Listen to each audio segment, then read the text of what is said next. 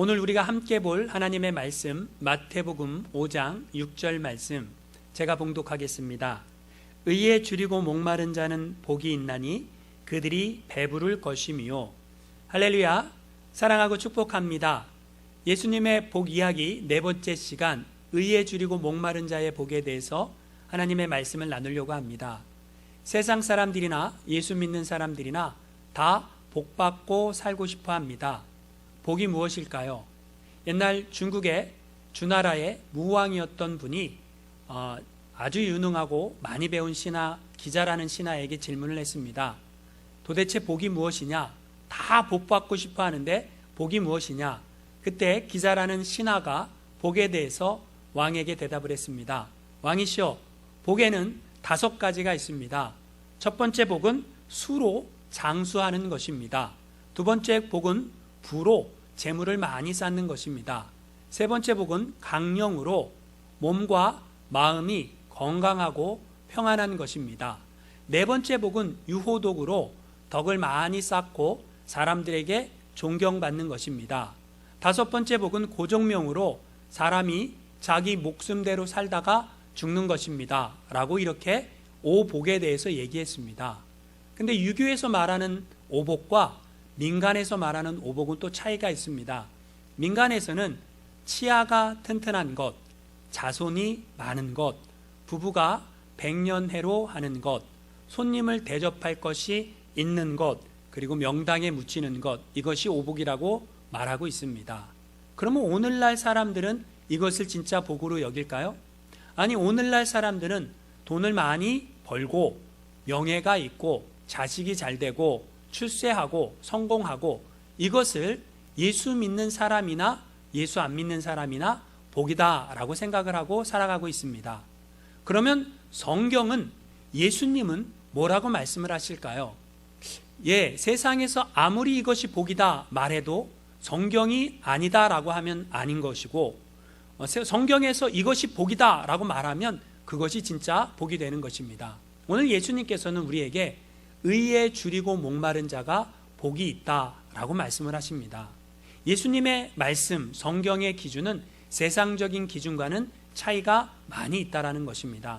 주님 말씀은 의에 줄이고 목마른 자가 복이 있다라고 말씀을 하십니다. 그러면 의란 무엇일까요?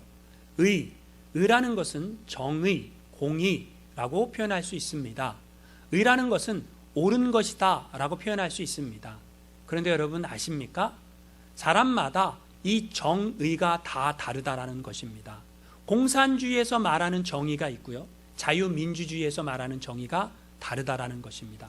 자유민주주의 안에서도 진보 쪽에서 말하는 정의와 보수 쪽에서 말하는 정의가 다릅니다.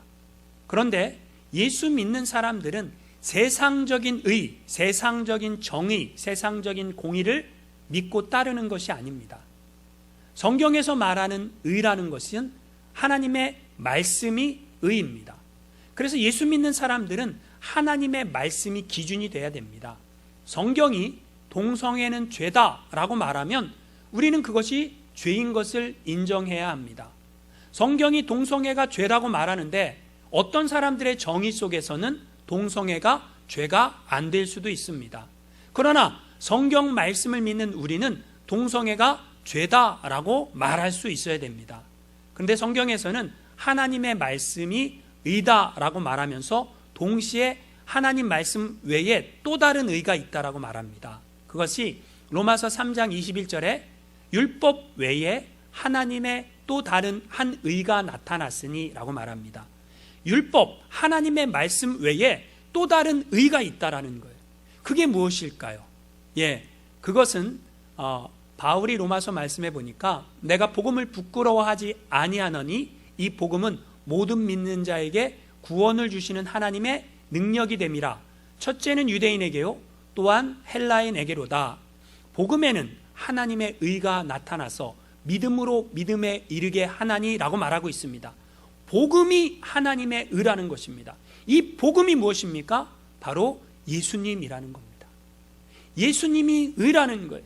하나님의 다른 의, 예수님, 그 예수님에 대해서 목마른 사람, 줄인 사람은 복이 있다라고 말합니다. 왜 복이 있습니까? 그들이 배부를 것이며라고 성경은 약속합니다. 배부르다, 다른 표현으로 말하면 만족하다라는 것입니다. 예수님에 대해서 목말라 주려 간구하는 사람은 다 배부르다, 만족하게 될 것이다. 이것을 다윗은 시편 23편에서 여호와는 나의 목자시니 내게 부족함이 없으리로다 라고 고백을 합니다. 다시 말해서 하나님이 우리의 목자가 되시면, 주님이 우리와 함께 하시면 우리는 부족해도 부족함이 없는 삶을 살게 된다라는 것입니다.